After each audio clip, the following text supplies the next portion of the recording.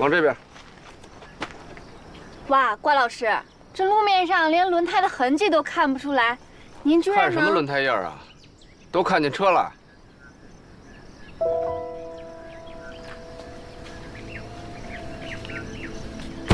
哎，关老师，车上没有发现任何不寻常的东西。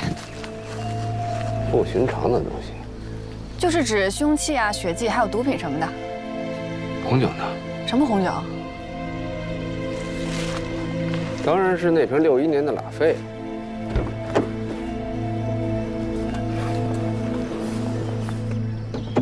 这钥匙插着，怎么仪表盘不亮啊？没油了吗？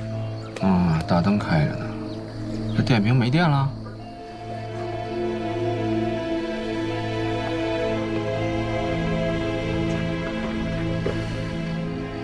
也没人坐过。后备箱检查了吗？查过了，后备箱很空，只有随车配送的一些简易工具包，还有急救包什么的。哦，还有2瓶矿泉水。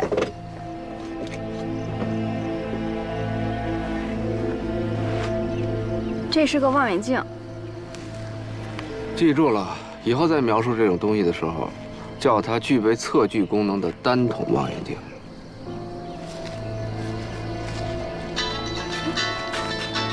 哎，马队长，对，就在设置路障旁边的山路右拐就到了。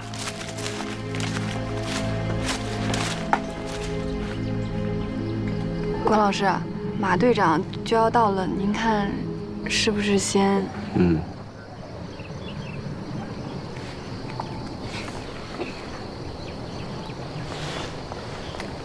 别碰焦距啊！现在焦距固定在800米左右。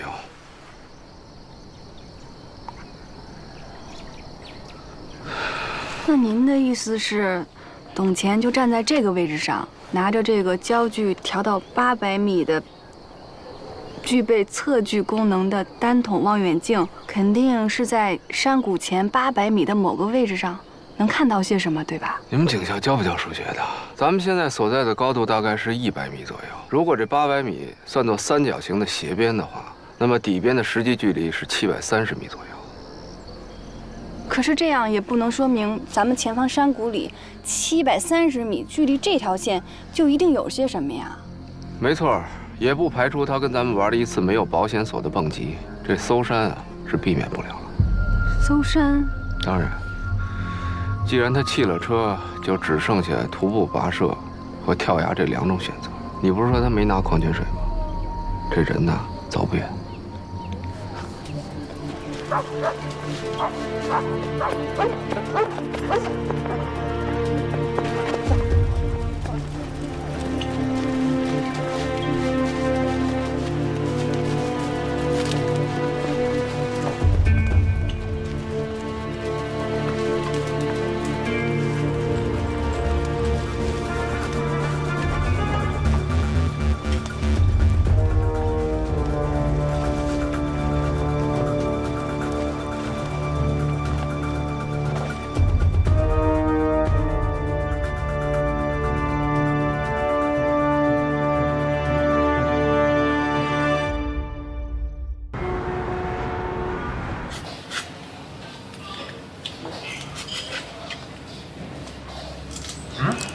快吃点啊！怎么？还有吃相不好看？您还真是尊老爱幼啊！跟我吃顿饭连烟都不抽了。确实没顾得上啊。问你个问题啊，纯属八卦了。你要想回答就回答，不想回答算啊。问吧，反正我已经吃饱了。你觉得关宏宇是被冤枉的？哎，不是这问题啊，你肯定觉得他被冤枉了。我想知道的是，你之所以觉得他被冤枉，除了感情之外，还有没有其他原因？为什么问这个？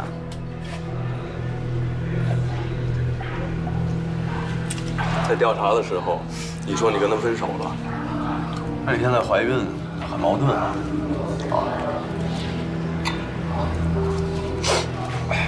海南，案件的第10页，你拿走的吧？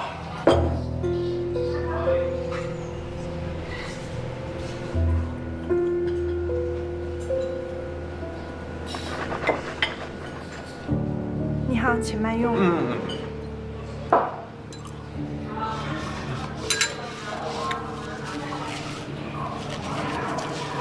我不能说一定是你包庇他，但我想知道的是，你也好，老关也罢，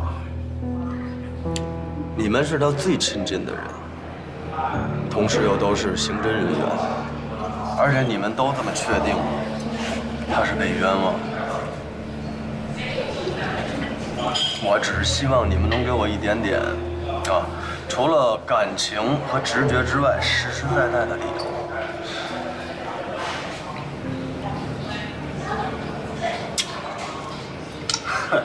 说来也可笑啊，唯一给了我一点线索和可能性的是关宏宇本人。本人？哎，你说我是信呢，我还是不信呢？你见过宏宇？哎，老关，你那边怎么样啊？那姓董的找着没？我说你怎么还在京港啊？我刚把申请交上几家，那得有时间批啊，是不是？而且持枪跨界押送犯人，那公安部是要点头的。我跟你说啊，这胡强早来晚来已经不重要了，你让亚楠接一下电话。哎呦喂，你怎么知道我们俩在一块儿的？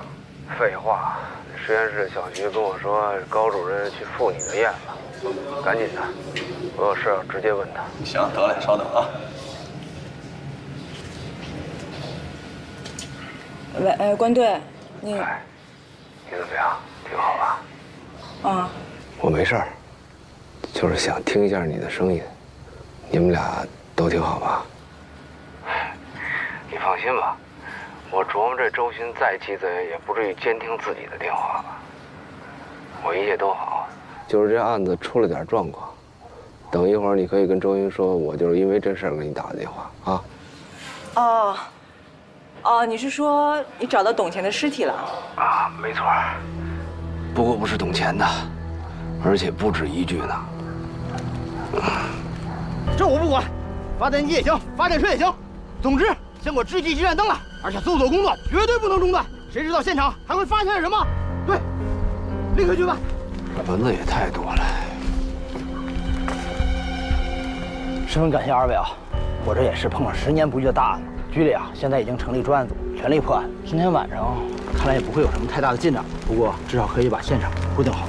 二位也辛苦一天了，这样，我先派人送二位回去休息。有什么情况，咱们明天再继续沟通，好不好？孙队，我们孙队，这地狱管辖的事儿就不说了，我们要找的是董钱，到现在还没找着呢。另外，如果这些尸体里包含我们京港的那个案犯所供述的受害人的话，也希望咱们市局能够跟我们共享一下这个案件的进展啊。不好意思，二位，接一电话。喂，听在的，我在山里听不清。喂，什么？这么就过来？关老师，这里不就是处于董钱用的那个具备测距功能的单头望远镜定的焦距上的距离吗？你说会不会是董钱杀的他们呀？那您刚才肯定是暂时敷衍孙队长，我们还是会全力以赴地搜索到董钱，对吧？当然，那瓶61年的拉菲还没找着呢。在那个道上多注意安全。好了，周队，哎，到了那边跟老关会合之后，先听老关的安排，我稍后就到。好。放心，我们一会儿就过去啊。然后那公安局那边申请。哎，亚楠，你都这样了，就别自己去了。江州那边有法医队。是有法医队，但是如果现场发现的尸体有呈白骨化的，至少是3到5年前的，再加上当地环境的影响，气温啊、湿度啊、植被啊、昼夜变化、生物化，不是我想贬低同行啊，在这方面的勘验水平上，咱们确实领先一筹。你可是小徐去呀？那好啊，小徐啊，周队说那边的事儿全交给你了，你去吧。真的呀？啊？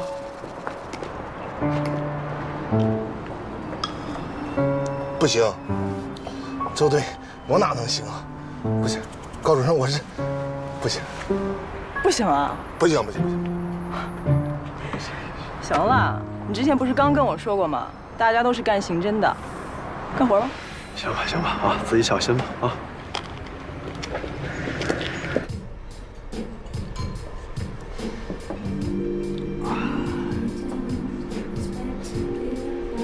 你看，来点儿，要不你就再来一个花生牛奶。不用了，我吃花生过敏，一吃就长痘痘。啊？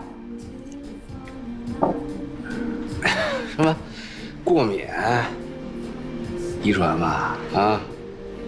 那倒不是，我父母都不这样，就我这样。哎，我跟你说啊，周巡这孙子太不像话了，他以为他干什么我不知道，这案子破的我实在是郁闷。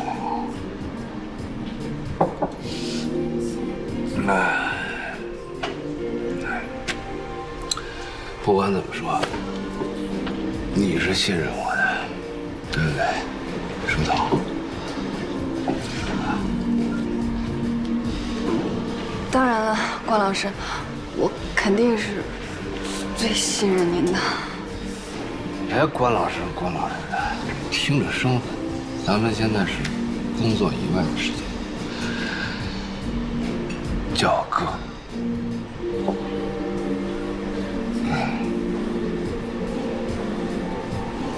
关老师，我一直有一件事儿想不明白。说。我一直觉得你有两副面孔，有的时候吧，我觉得您严肃认真，行事得体，特别像我的长辈还有老师。但有的时候，我觉得您更像一个普通人。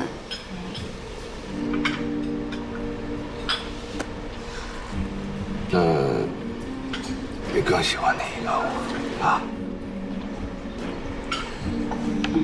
关老师，我先上个洗手间。哎，你知道吗，叔叔？我早就想告诉你了，只有你能看见我的另一面。关老师，我队里增援就要到了。关老师，我先回宾馆写报告了。哎，我等会儿回去陪你啊。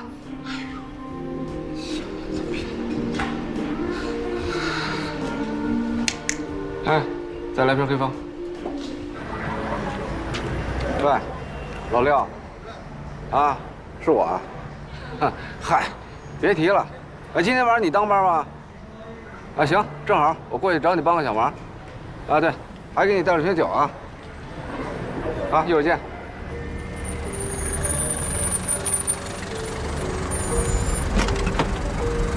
麻烦您南山。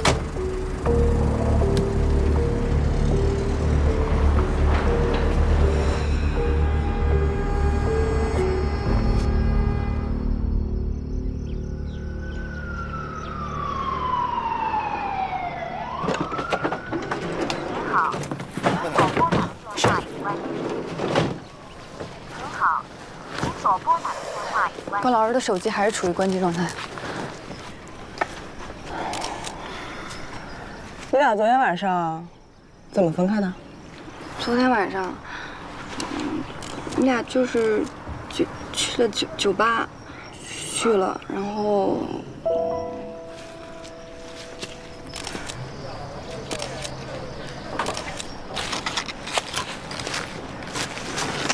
昨天晚上怎么着人家小姑娘了？你看把人家害羞的。我不是让你别过来吗？怎么又来了？啊？关老师，周巡什么时候到啊？应该是今晚。好。赵倩，这是孙队。哦，孙队，管辖问题解决了吗？公安部已经做出了指认管辖的确认函，应该这2天就会过来。希望我们2市的刑警通力合作，早日破案。好的。好，哎，公安部有那么快吗？大家总不能白来吧？让周队圆个谎呗。小徐，干活吧。好嘞。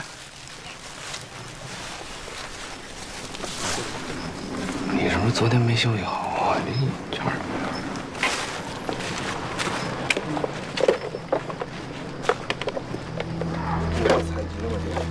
暂时没有。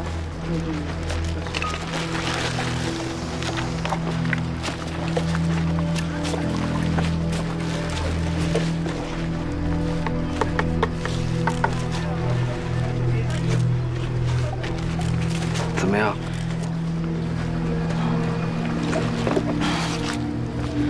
这5名被害人的死亡时间大概分布在4年间，死亡时间相应递进。第一具已经完全呈白骨化，根据技术队对衣物腐化程度的鉴定来推测，死亡时间应该在4年前。第二具虽然也呈白骨化，但是从骨盆位置、蛆虫的生长周期以及骨质风化的情况来推测，死亡时间相对更近一些，大概在3年前。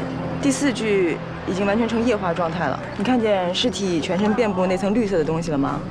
那个是脂肪腐败之后转化成为的尸蜡。最近的这具相对还算新鲜，虽然遭到昆虫和野兽侵蚀的情况比较严重，但是从指甲脱落的情况来看，死亡时间不超过3周。哎，那中间这具呢？中间这具软组织已经风干了，而且你看，左侧颅骨有处凹陷。凹陷，这是胡强敲死那个？准确的表述要去掉那个“死”字儿。被害人舌骨断裂，更像是被勒死的。难道胡强把他干倒了，另外有人杀了他？4年间5个人，咱们得会同江州警方查一下这些年的人口失踪记录。4年的失踪记录啊，这下可有的查了。所有的死者从骨骼判断全部都是男性，而且是16岁到20岁的青少年，都是小鲜肉。哎，朱雪，朱雪，我的意见是，现在的情况下，你最好别离开井冈。关宏宇是通缉犯，江州这边也得破案。咱们是刑侦支队，不是他关宏宇的专案组。再说这边有你，肯定没问题。对了，叶方舟那边怎么样？那个混蛋呐，他离开支队就把手机号码给换了。拨打过他其他曾经用过的电话呢，也都停了。那你闺女的手机没停吧？哎，什么意思啊？老揪着这个？不是，你看看啊，叶方舟恰恰这个时候联系周书彤，不像是偶然。无论出于保护你女儿，还是查到叶方舟背后的秘密，我都建议你跟进一下。行，我先走了啊。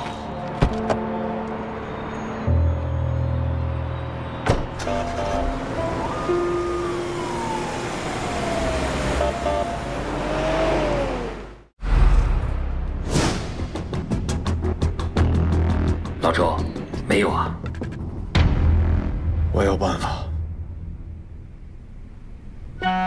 我被拉进了一个500人的单身群，约定好了，谁结了婚就要退群。3年后，我当了群主。他刚才说什么？他说他是群主。他是群主啊？他当了群主了。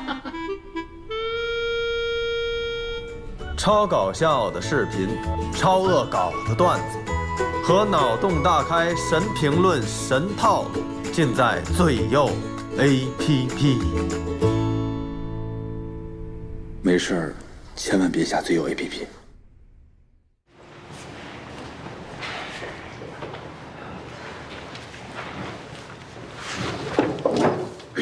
从走访江州职业技术学院的情况来看，董乾的口碑的确是中规中矩。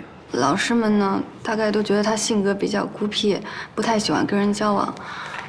学生们反映的也大多都是，什么照本宣科啊，作业布置的有点多，诸如此类的，都是什么没有价值的事儿。不过说到底，他也的确没有什么任何出格逾矩或者什么牵扯违法犯罪的行为。赵倩，从我们委托沈阳铁西支队走访的情况来看，董乾在永旺化工厂任职期间，曾有过不止1次猥亵甚至是性侵男性青年职工的劣迹。不过这类事情呢，一是比较尴尬，当事人也未必愿意闹大。再者，从法律上的界定来说，相对模糊，所以最严重的一次也不过是按违纪给了个处分。怎么还有这样的人呢？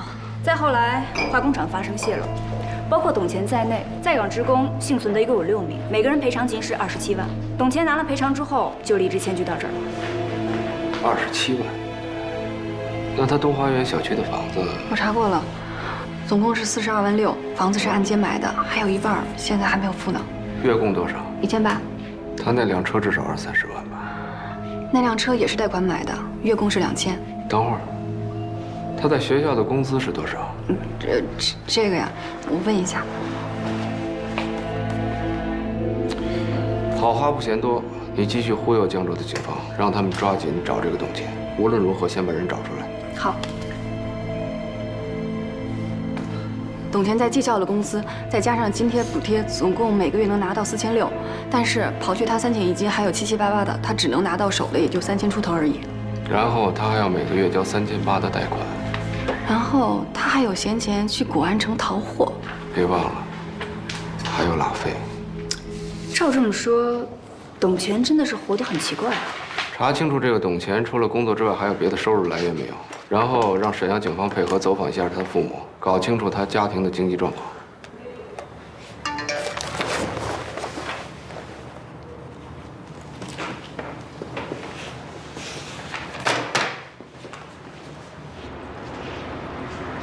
哎，方便吗？没问题，你说。您等一下。喂，侯宇，周巡已经带着押运车过去了，不出意外的话，今天晚上就会到，到时候你就更难脱身了。放心吧，昨天晚上我已经找机会去了一趟南山军区，中间环节我就不说了。跟我接洽的是我当年非常可靠的一个战友。总之，这个安婷曾在南山军区武警部队服役多年，后来弄丢了一批报废枪支，被送上了军事法庭，但是证据不足，所以没有定罪。但最后还是被开除了。这个安婷本是山西大同人，父亲早年病逝，母亲患老年痴呆症，现在还在大同一家养老院。她被部队开除之后行踪不明，据说是带了妹妹去京港发展。妹妹，在安婷服役期间，老太太大概是觉得孤单，领养过一个女孩，但在记录上查不到，好像也不姓安。那这个安婷的母亲姓什么？好像是姓赵。姓啥？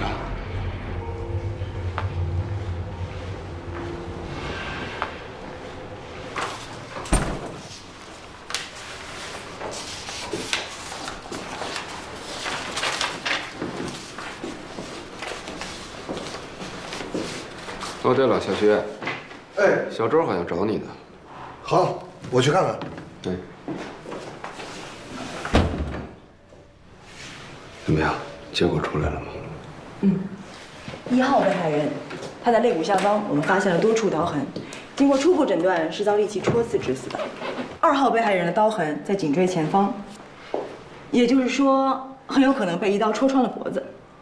3号跟4号被害人很像，都是遭勒颈致死的。去除表面的湿蜡之后，我们甚至还能模糊地看到颈侧的勒痕。5号被害人是被溺死的，我们在肺腔提取的水质样品。怎么老觉得跟你一本正经的聊案子那么搞笑呢？什么意思啊？是不是觉得我改邪归正以后，这魅力值大减呢？对了，关于死亡时间更确切的认定，我还需要去趟现场，找一些关于气温、湿度以及生物环境相关的检材。既然您来了，能不能陪我去趟现场啊？我想来也拦不住啊！哎，你得注意一下身体。知道。关老师，周书彤没找我呀？啊，是吗？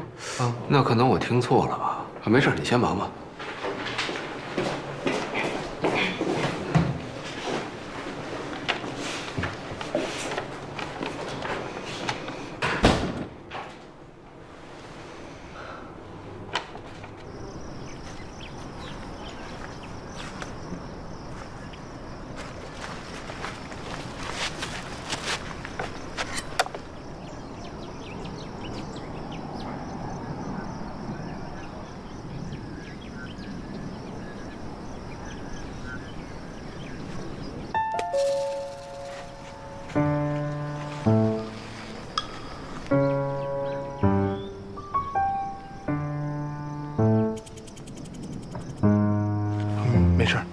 事没事没事。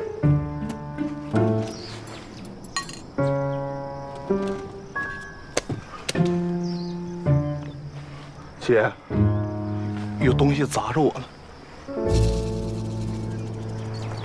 没事儿。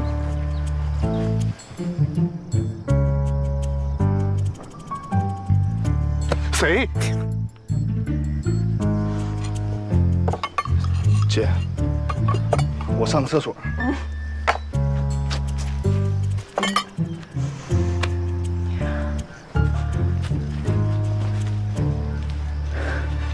你干嘛？没听见人说吗？要上厕所，这多恶心！你要累就歇会儿。王老师，从董前东花园小区的走访情况来看，物业、保安还有同楼的居民都不止一次发现董前时不时的就带一些男性青年回家，但他因为是老师，所以大家以为他带学生回去补课呢，也就没有多想。但谁能想到？是，这个从现场情况来看呢，犯罪嫌疑人很可能是董前，但也不能视为我们就掌握了确凿的证据。但是冷却期和被害方式都不一样的话，那关老师您是怎么确定的呢？是这样啊，我跟你说，这连环杀手不等同于疯子，有时候谋杀行为只是在实施某种犯罪的结果的延伸，也就是说，这凶手在行凶的时候未必就真的想置被害人于死地，但结果被害人死了。你看那第一具尸体，他是遭利器反复戳刺致死的。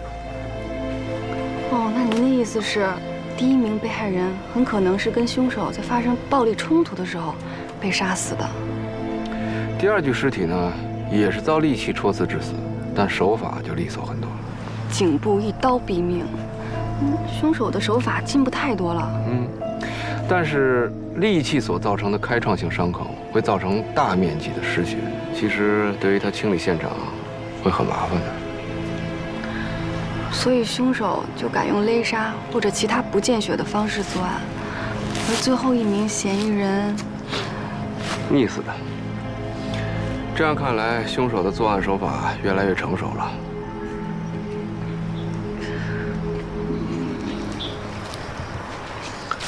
关老师，昨天晚上。昨天晚上？你还好意思跟我说昨天晚上？哎，我喝大了，你人去哪儿了？你不管我呀？你跑哪儿去了？等我醒过来，我在街上飘了一宿，你知道吗？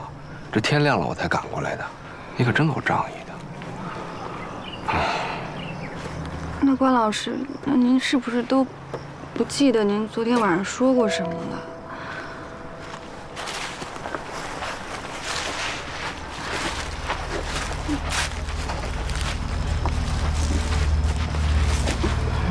关老师，其实我昨天晚上就想告诉您，太阳出来了，你看得清楚那片树林吗？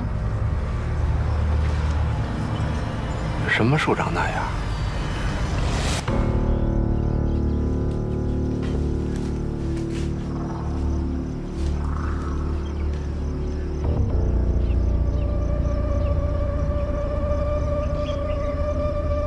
这就是董前。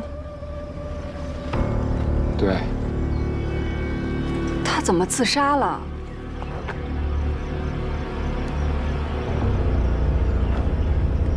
那边61年的红酒呢？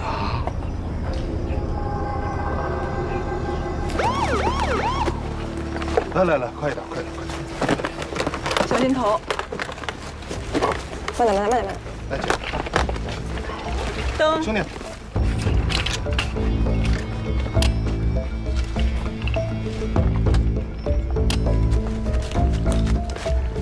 关老师，周队说还有1-2个小时就要到了，不过我们这边是不是要结案了？走吧，过去看看。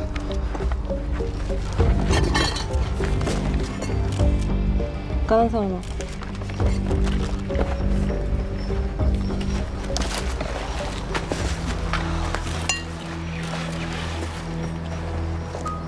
应该是自杀。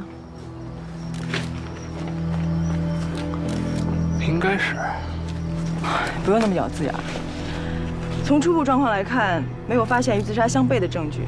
他是用拖车绳上吊的，绳索与勒痕相吻合，勒痕周围没有发现2次创伤，也就是说，董乾窒息死亡是一次性勒紧的结果。而且伤口中的纤维看上去和上吊所用的绳索材质差不多啊，不过这部分还需要技术队进一步去确认。最关键的是，在他脖颈勒痕伤口处前后左右的多处淤伤和外表皮擦伤的情形判断，完全符合上吊死亡的特征。手骨断裂，颈椎脱臼，下颌骨单侧脱臼。啊，另外，四肢肌肉扭曲的状况完全符合上吊后身体悬空挣扎的情形。他什么时候死的？应该是48小时之内。现在尸僵已经消失了，他全身上下都非常柔软，啊，和肝温显示的死亡时间也差不多。照你这么说，他确定是自杀了。啊，你这么一说，好吧，可能我刚刚的描述有点不太准确啊。我基本可以断定董乾是上吊死亡。至于有没有人拿枪指着他，垒好石头，系上绳索，然后再套在脖子上，一脚踢开这些支撑物，就不是我能告诉你的。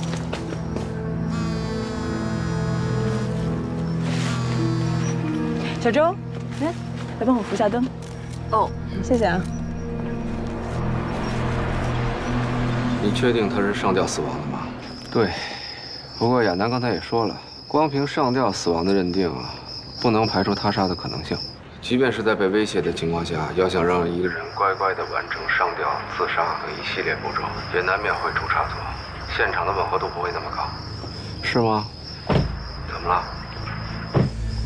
说不上来，反正就是觉得有点怪怪的。你可以说来听听。有时候直觉，并不是没有任何现象或证据做依托的。你也许还没有掌握对于线索的整理和归类，但结论并不一定是错的。是这样啊，董乾消失以后呢，我们按照正常的搜索逻辑找到了他的车，然后从他车里找到了一个单筒望远镜，上面定焦的距离刚好让我们找到了一地的尸体，然后从抛尸现场回望，又很容易地找到了董乾上吊的地方，这一切都太顺利了。我觉得好像哪儿不大对头。你拿到那个望远镜的时候戴手套了吗？当然戴了。那个望远镜是什么材质做的？金属、复合塑料还是橡胶？上面有没有喷涂？这个你查一下是什么材质做的。如果是常规的材料，上面应该有指纹。哎，你的意思是说，那镜头上可能有别人的指纹？重点是，那上面到底有没有指纹？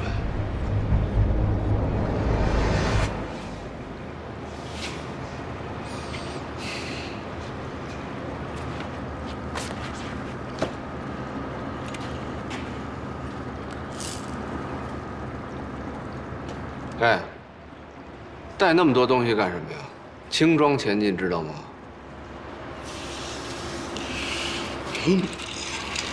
我就觉得，你说咱们去之前，是不是应该跟人打声招呼啊？宏宇特意支开周巡，就是为了缓解京港这边的压力。他要知道我去的话，肯定不会同意的，惹那个麻烦干什么？不，我就觉得我思前想后啊，你想不想听听我的意见？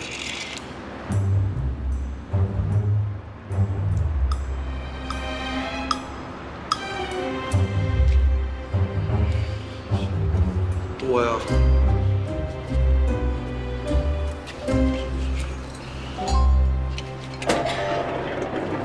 郭队，人压过来了，下来。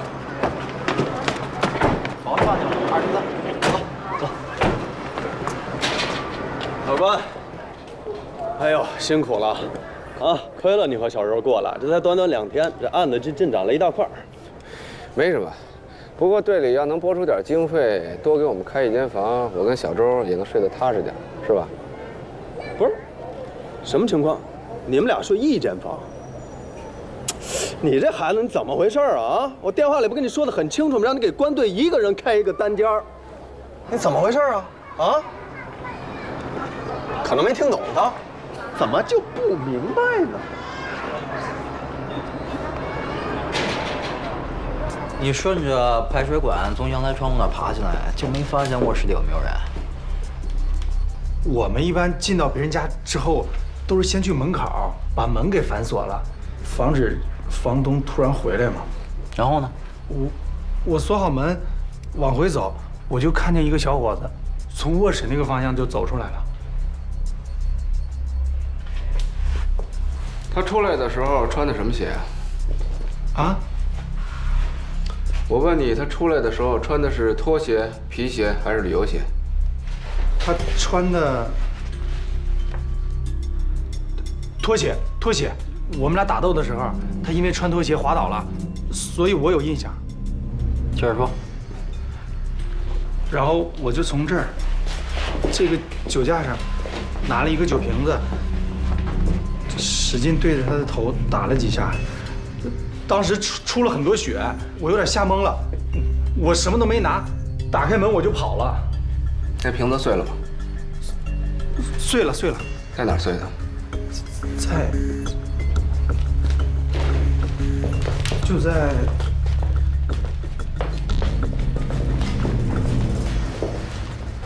大概就这儿。他当时怎么躺的呀？头朝哪儿，脚朝哪儿？躺下给我看看。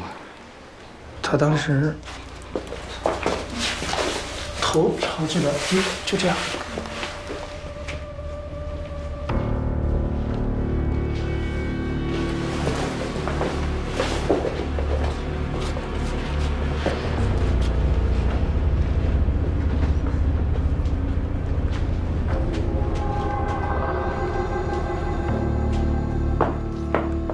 怎么着，老哥？觉得地板被换过？我看这地板缝隙之间颜色差不太多，应该没被调换过吧？王啊，把技术队叫来，把地板全给我撬了。得嘞。周队，这是我们总队的李队长，新来的周队。李队长你好。你好，请坐吧。哎，好。我们沿着江州职业技术学院的方向跟进调查，发现最近遇害的4号、5号被害人啊，都是该校辍学的学生。2位受害人生前都或多或少受到家庭的影响，导致耽误学业，平日里结交了许多的社会上的闲散人员。从东花园小区保存的监控视频里啊，我们已经查到了最后一名被害人和董乾共同进入东花园小区的记录，时间上和法医给的死亡时间基本上吻合。此外，我们也在对近些年这个范围特征内的失踪人口报案进一步筛查，相信很快就能锁定所有受害人的身份信息。周队，您这边这儿资料，我们在胡强指认的地板下面发现了血迹和红酒残留。他在2年前的9月15号入室行乞，并且伤害了1名男青年的犯罪事实已经被证实了。再联系咱们两边的法医对3号受害人的检验的情况来看呢，3号受害人和这个男青年很可能是同一个人，但是3号受害者是死于舌骨断裂，说白了吧，也就是被勒死的，并非胡强所为，应该另有其人，或者很可能是董乾干的。这儿。目前案件勾勒出来的大概情况是，董乾作为曾经在沈阳多次猥亵乃至是性侵多名男性青年的潜在犯罪分子，移至到江州以后，不止一次的诱骗辍学、无业，甚至是有类似境遇的青少年到自己家中实施性侵害。我们有理由相信，更多的受害人没有遭到杀害，只是没有报案。哦，另外那个，我们官队认为这个案子还有一些疑点。官队。哦，目前还有2个地方，我觉得有点蹊跷。第一就是在董乾的车里发现的那个长筒望远镜。这个望远镜的材质是碳化的复合橡胶做的，随便谁一摸就能沾上指纹。但是这个上面非常干净，没有任何的指纹。当然也不排除董乾在每一次用完之后把它擦拭干净，但是这事儿有点古怪。其次就是我和周警官在第1次走访董乾的时候，发现他的酒架上放了好几瓶的拉菲，其中年份最早、最贵的那支红酒和董乾一起失踪了。验尸报告表明，董乾的胃里、食道还有嘴里面都没有红酒的遗留。这么贵的一瓶红酒，将近30万，就这么没了，这事儿有点说不过去。官队，您提的这2处疑点有什么建议性的推测或者是侦查方向吗？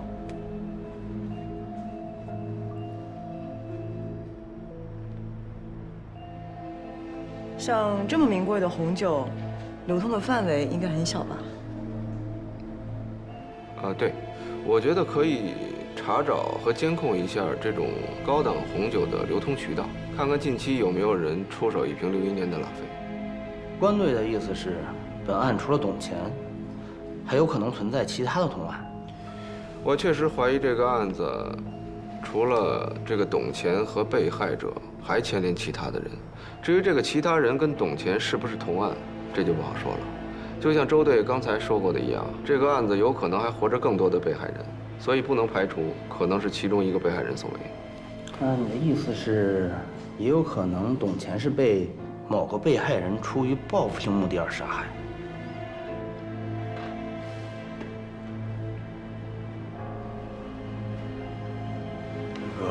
这儿，董钱上吊的现场勘查的情况有什么进展吗？没有。通过现场侦查，我们发现完全符合上吊自杀的特性，而且我们还特别注意了一下董钱脚下的石块数量，完全符合那个高度，他可以刚好把绳索放在树干上制造绞索。但是现场的地质状况不好，足迹采样很困难。总之，我们还没有发现除了董钱之外还有其他人在场的证据。那好，咱们就继续按照这个方向侦查下去，尽快的核实所有被害人的身份，也按照关队所建议的，调查一下本市的高档红酒市场，争取早日完善所有的破案细节，圆满结案。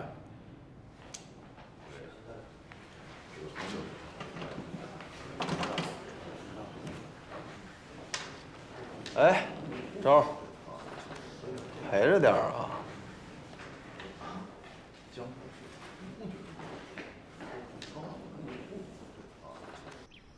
关老师，您在看什么呢？验尸结果和现场勘验都符合上吊自杀，怎么符合？不是说，所谓符合，就是所有证据推测出来的，对吗？那仅凭推测，怎么就能确定他就是上吊自杀死的呢？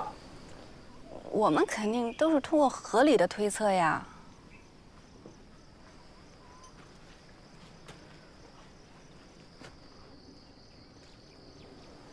车上有拖车绳吗？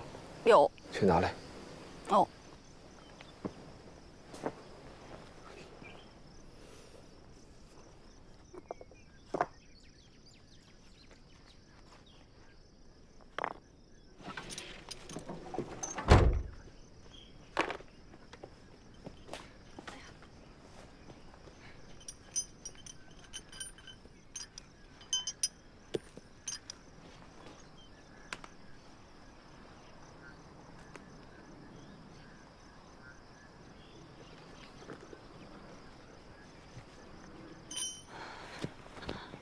关老师，我们这儿没有任何保护措施，要不要再多叫些人过来呀？没事儿，我这2只手在里边撑着劲儿呢，不会有危险的。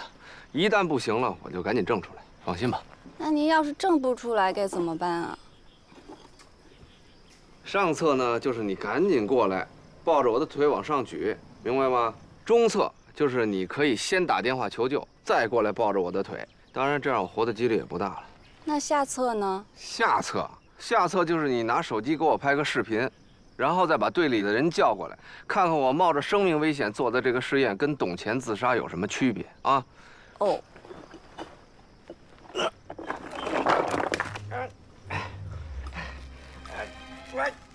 哎，你怎么直接选择下策了？啊？哦。哎，对，你别拽我腿，这实验还没开始呢。哎，好，警长啊，现在实验正式开始。那个，高亚楠怎么说来着？啊？因为窒息而挣扎。哦。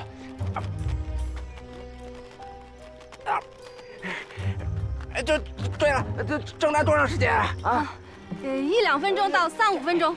什么？那你还不赶紧掐表啊？哦。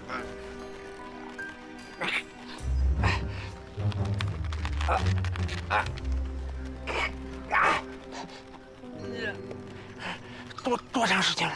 关老师，时间差不多了，我放你下来吧。你别往下拽我呀！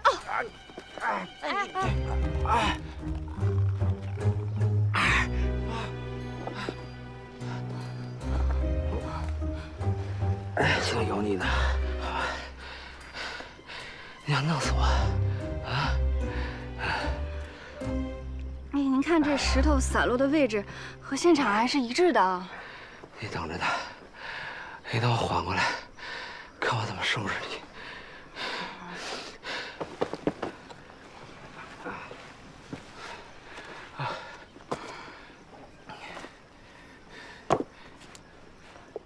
关老师，我。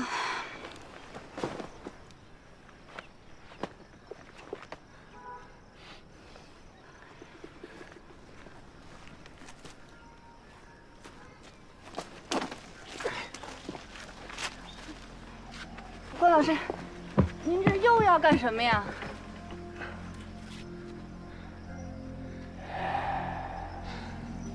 手机给我。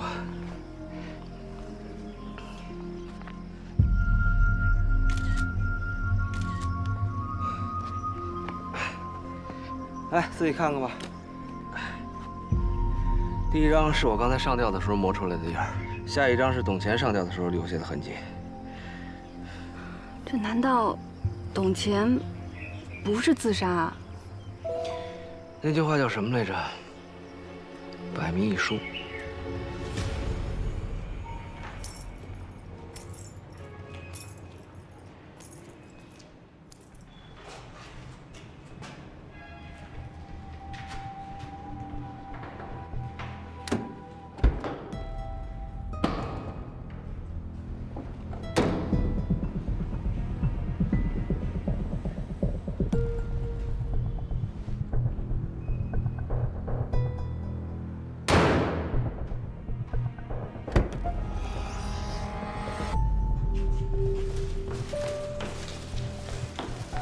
关老师，快点！哎呀，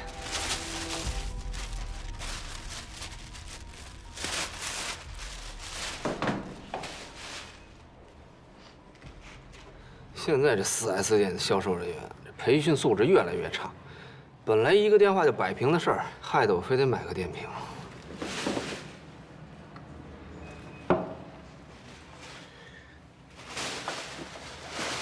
哎，周巡管不管报销啊？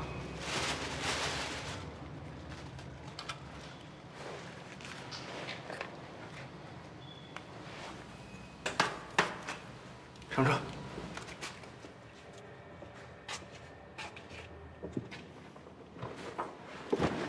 叫你买的东西呢？哦，都在这儿呢。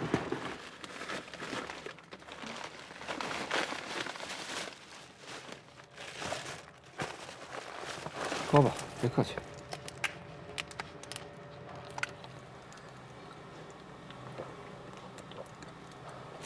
啊 ，CD 呢？在这儿。哎，没有精选集啊？这是最新的了。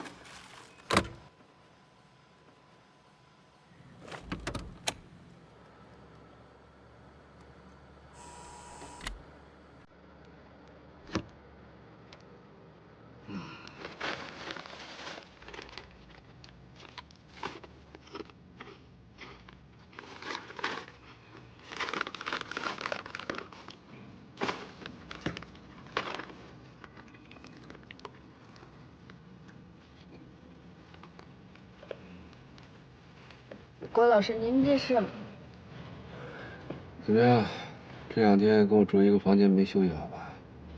肯定累了，好好放松放松，休息一下。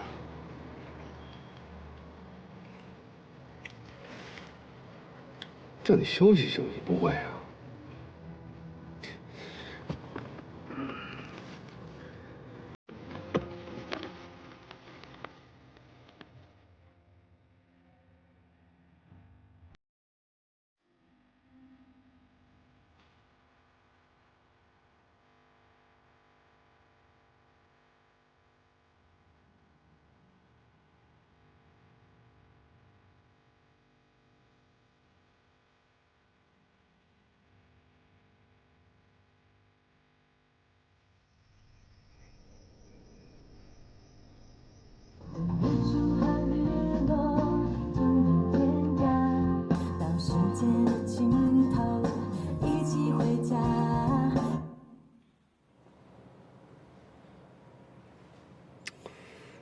就是它了。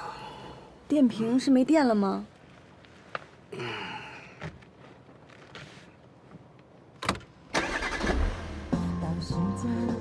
哎，这怎么？断电保护。现在一般中高档的汽车都具备这种电瓶低电量的断电保护，也就是说，一辆车在没启动的情况下通电，一旦车载电脑监测到车的电瓶电量低于某个百分比，就会自动切断整车的电源，这样开车的人就不会因为电瓶的电耗尽了而启动不了车这种尴尬。那我们找到这个车的时候，电瓶是完全没有电的。这么说，这种情况就根本不可能发生。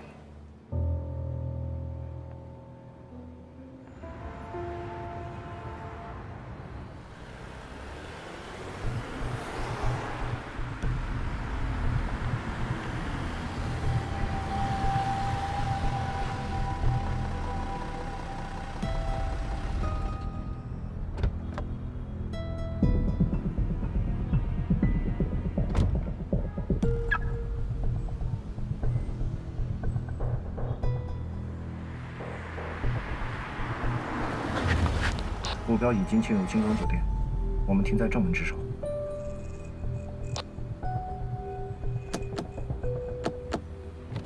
啊，刘队，你俩回去休息吧。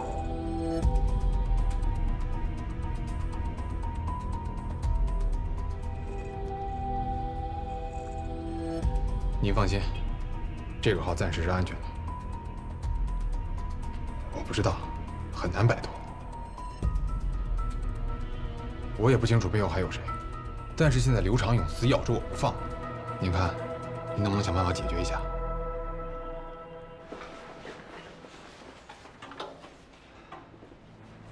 哎，不好意思啊，久等了。没事没事，东西带没？带了。周队，这个呢，确实是安婷在服役期间的所有记录。根据规定呢，只能查阅，不能复制。还请咱们这边多多谅解。谅解，没问题，能看就行。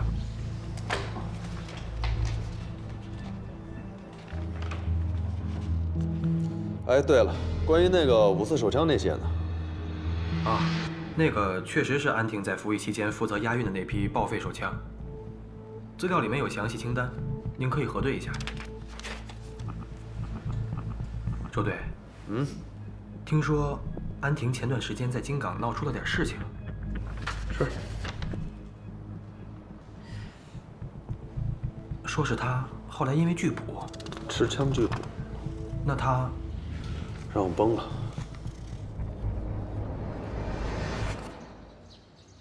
你们确定还有一个人？是这样，昨天我和关老师重新勘测了董乾的自杀现场，还有他的车。经过实地勘测，我们现在可以基本确认，无论董乾是不是自杀的，都可以确定他的自杀现场是由另一个人特意给伪造出来的。此外，他那瓶消失不见的拉菲红酒，还有他现在入不敷出的经济状况，以及他那辆车里莫名其妙被耗光电量的电瓶，以上都可以作为我们推测的佐证。那这个董乾，他们是同伙呢，还是仇人？不好说。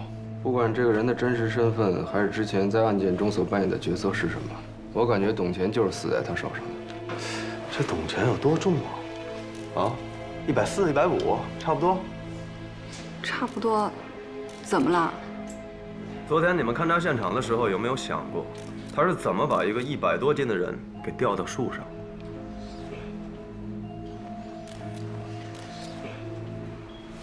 哎，是不是他拿了根绳子把他自己系了起来，然后就拴上去了？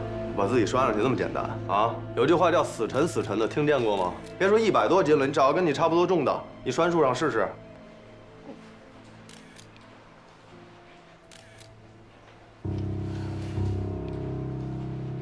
不过这都是技术上的小事儿啊。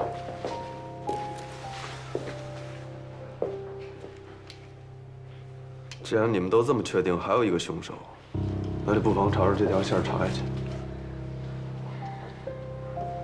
周队，哎，您来一下吧。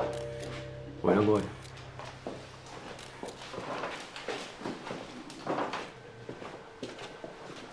关队，哎，高主任在楼下车里面验尸有了新的情况，他想请您当面的沟通。走。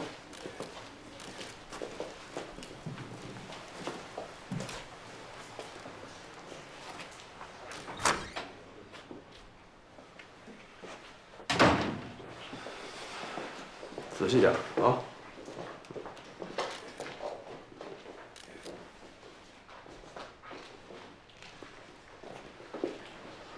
哎，老关呢？刚被高法医叫走了，说是验尸有了新的进展。行，来，问问，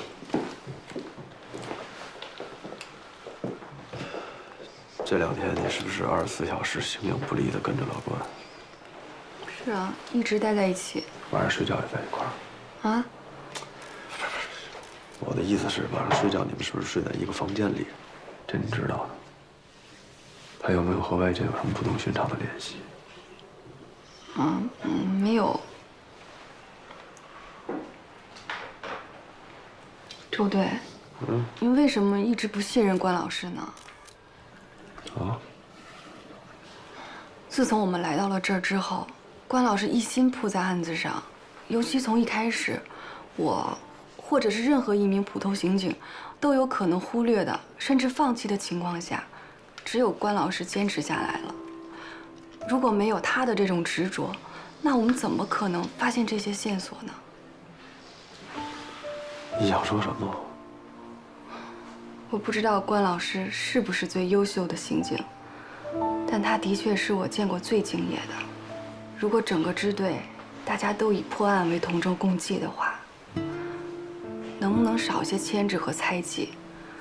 我知道是周队您把我从警校招到这里来的，我很感激您，也很敬重您，但我真的只想好好的学习如何做一名刑侦工作人员，而不是被当作用来监视关老师的间谍，或者牵制我父亲的棋子。周队，我不会继续再做这样的事情了。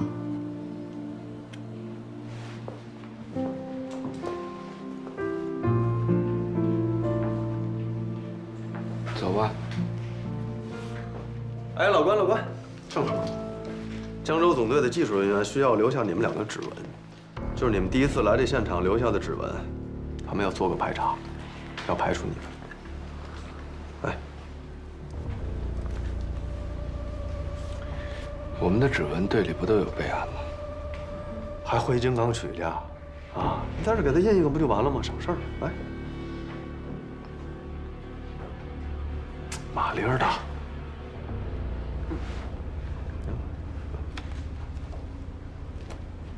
离远点，离远点，好。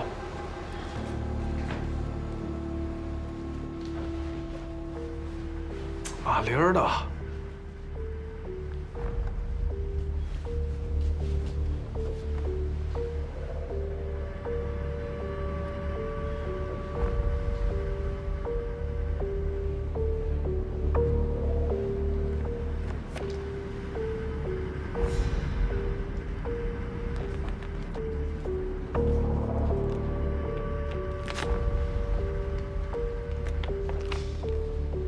齐活。等完了事儿，回江州会议室碰个头。这个案子我大概想明白怎么回事了。嗯，好。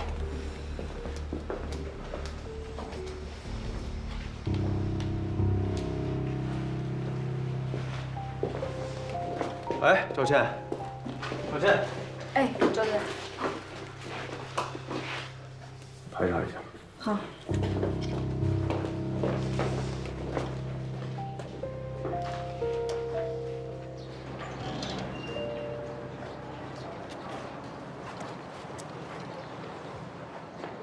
关老师，对不起，之前和这次都是因为……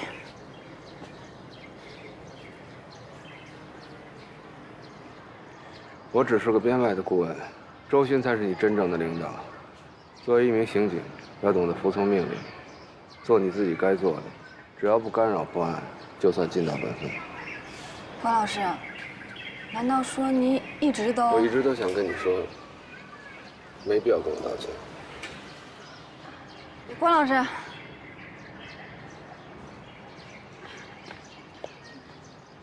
那天晚上，您问我更喜欢您哪个样子，我想跟您说的是，不管您是哪个样子，我最喜欢的都是您办案时候的样子。先开车去。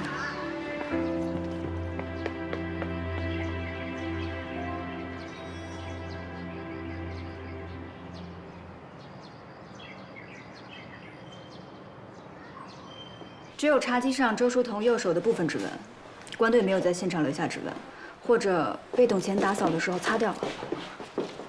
我队里的存档比对过，比对过了，关队和周书彤的指纹都没有问题啊。不过，您为什么要我比对？没有为什么，为了确保万无一失。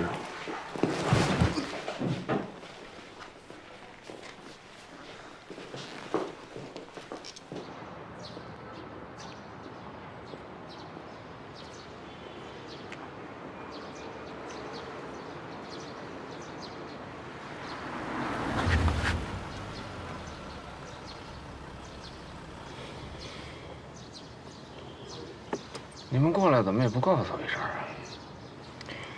我也是奉命行事啊。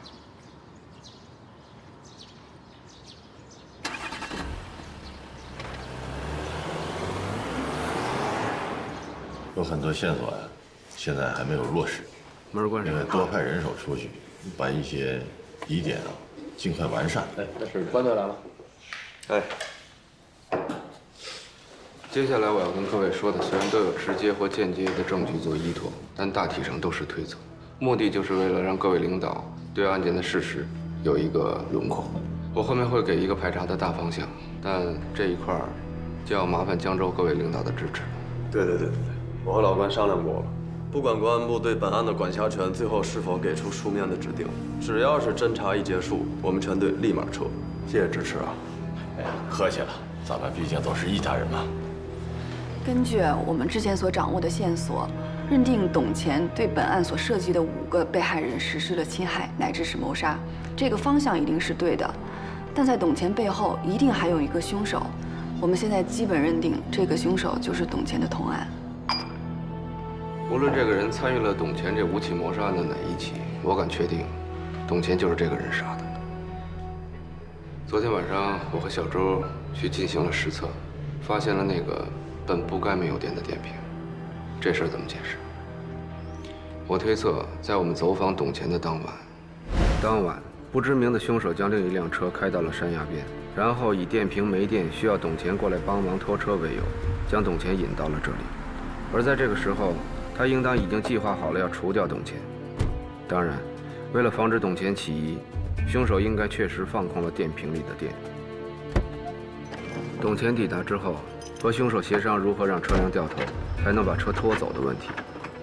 而为什么董乾被发现时是用拖车绳上吊的，而且死亡特征符合上吊死亡的情形？那是因为他确实是被拖车绳勒死的。我不知道这与凶手事先策划的是否吻合，因为实施谋杀的时机往往稍纵即逝，机会出现了，而凶手也没有错过。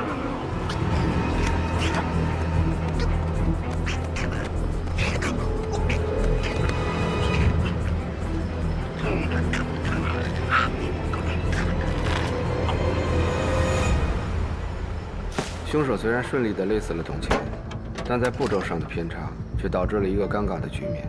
他一个人是拖不走自己的车的。不过很快他就发现，鉴于所有轿车的电瓶规格基本都是统一的，所以他可以把董乾车上的电瓶换到自己车上。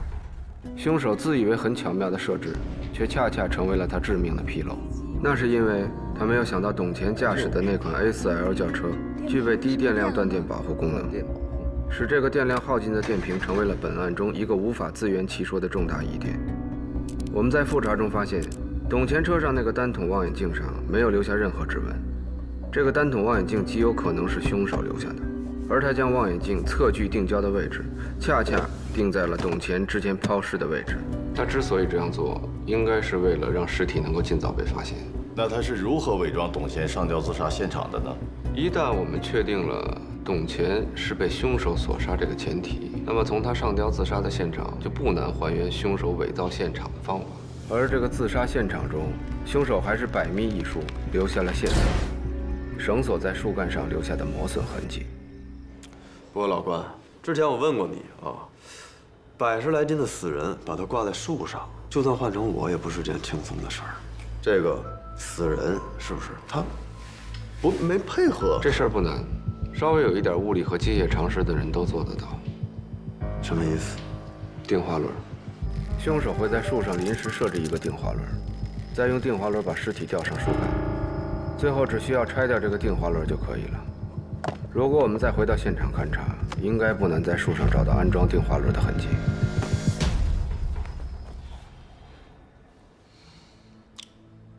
关队，您的推测虽然比较大胆，但确实符合逻辑。那么您认定凶手很可能是董乾的同案，也是因为从董乾车辆被遗弃的位置，使用他车里面已经被调校好焦距的望远镜，刚好指向抛尸现场。从抛尸现场又刚好可以看到董乾上吊自杀的所在。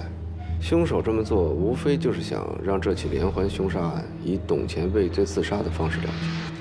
刚才高法医找到我，给了我一些新的尸检报告。值得注意的是，4号被害人是从背后被勒杀的。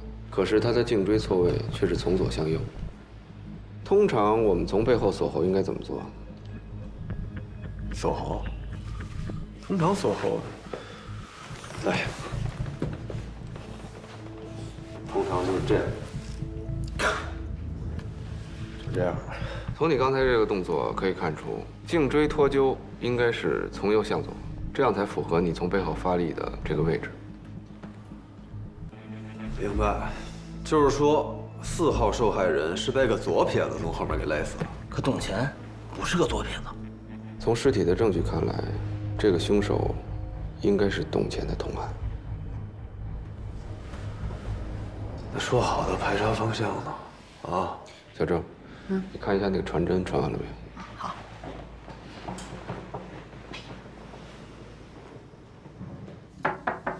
进来。刘队，这是你要的资料。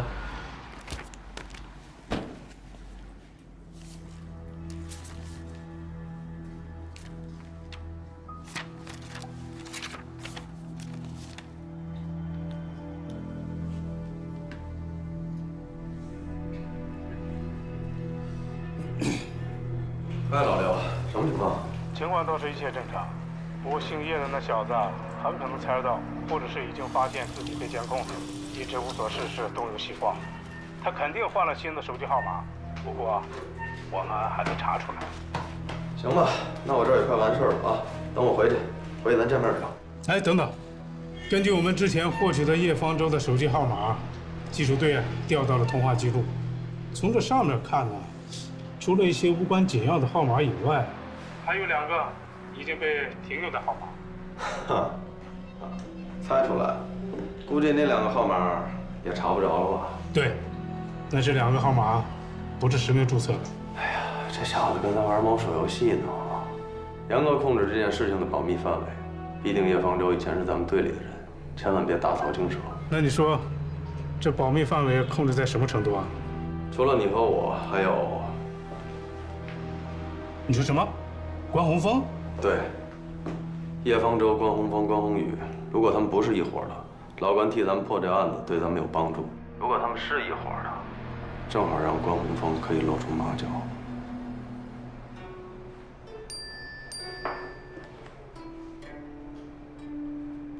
他到了。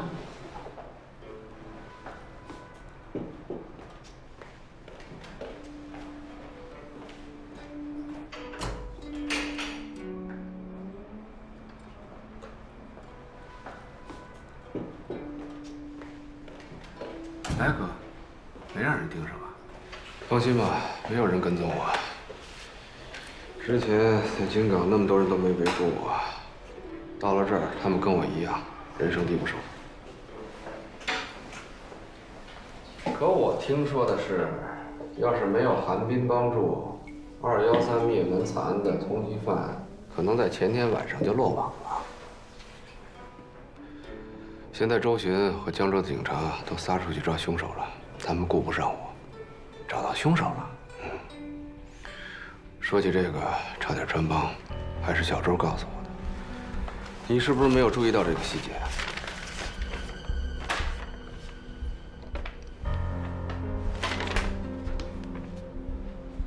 怎么是他？你好，您是物业的吗？我是修管道的。我们向沈阳警方核查过了，董乾之前在友邦化工厂任职的时候，曾经有多次侵害和猥亵男性青少年的行为，其中闹得最大的一起，受害者就是这个人。他叫冯坤，现年27岁。泄露事件发生的时候，他正好当班。我们猜测，董乾一定是抓住了他一些把柄，所以迫使他变成了一个奴仆性质的胁送犯。你怎么确定就是他呢？这个纰漏还是你找到的。那天冯坤开车上山，开的是一辆物业公司的大众汽车。我们后来找到了这辆车，并且从车上找到了董乾车上的电瓶。可是电瓶的规格应该都一样吧？董乾的车刚买了2年，他用的是奥迪原厂的电瓶。你的意思是，他一直在帮助董乾杀人？应该是。不出意外的话，抛尸的工作应该也是由他完成的。你们那次到访惊动了他和董乾，冯坤那天晚上上山约了董乾，可能就是以商讨如何重新掩埋和转移之前抛弃的尸体为由。看来他是担心案发以后牵连到自己，所以才杀了董乾，并且伪造了董乾畏罪自杀的现场，而且还引导我们找到了那些尸体。恐怕不仅仅如此。刚才提到的奴仆性质的生活，致使冯坤在董乾的胁迫下，一次次帮助他实施谋杀、转移尸体，而且他还不得不用自己的一切负担他的生活，负担董乾的生活。你和小周不是注意到董乾入不敷出吗？其实冯坤也一样，他到现在还住在物业公司的集体宿舍里，名下没有1分钱，就算逃跑的时候，也没有什么可带的细软。可能就是这种胁迫的生活，让冯坤忍受到了极点。你和小周的到访，应该是压死骆驼的最后一根稻草。他跑了。我想他应该是看到警察频繁地出入董乾的住所，担心纸包不住火，目前在逃。那你还不赶紧帮周巡去抓人啊？刘烨，要不你回避一下？啊。哦，好。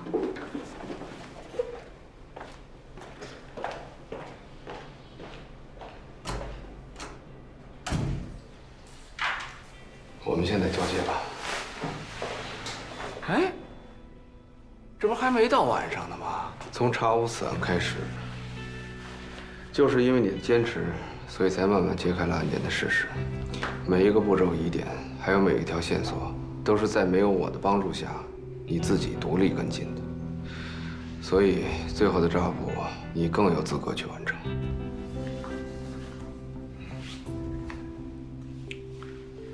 行啊，那现在这个抓捕有什么方向吗？手机备忘录上都有，你照着上面应该能摸个8、9不离10。哦，对了，话说回来了，你去南山的那天晚上，跟小周说了什么？啊，恐怕这个案子结束的时候，你得跟小周一块儿回去。这个由他刚表白过的关老师，应该由你扮演更合适。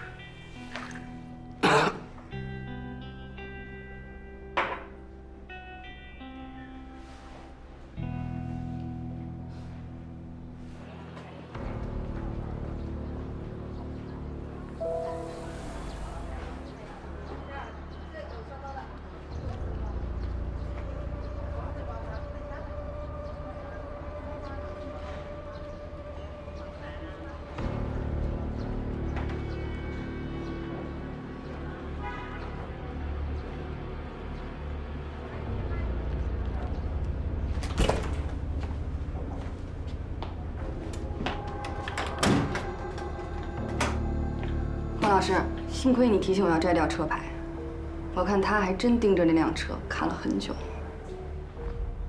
走。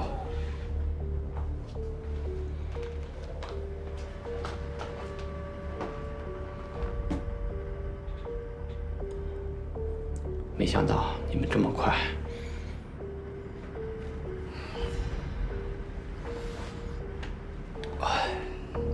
小伙子，现如今火车、飞机，还有稍微正规一点的长途汽车站，都需要实名购票。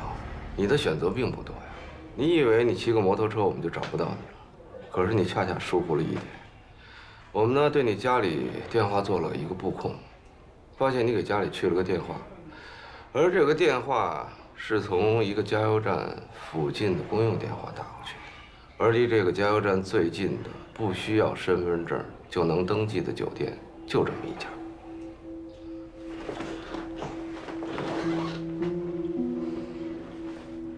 这条路是去沈阳的吧？你是沈阳人，出了事就往家跑，这也算是一种本能。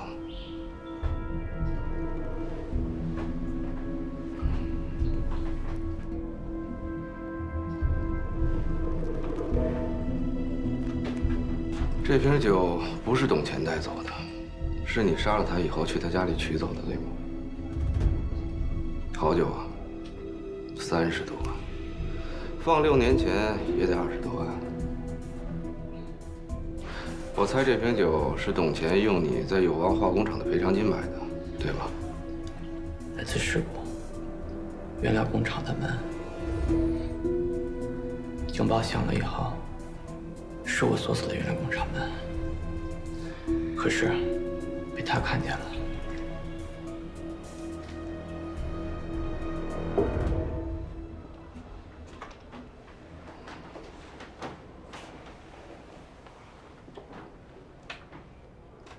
可你知不知道，如果你不关那个安全门的话，你们厂子里的人死的会更多。我查过事故报告了，那2个遇难者其实当时已经处于化工原料之下了，没有生还的可能性。你的选择是对的。可是，他一直说是我害死了他们，他还让你供养他，让你帮他杀人抛尸，对吗？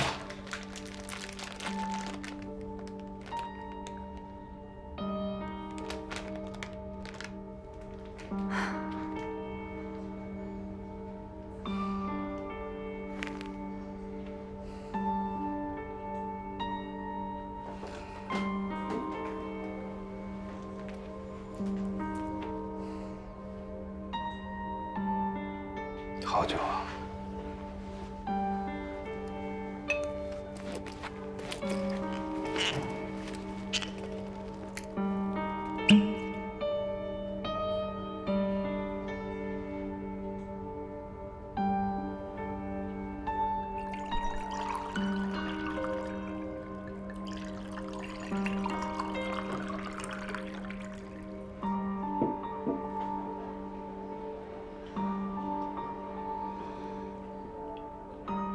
！61年，就是不一样啊！可惜没有像样的酒具。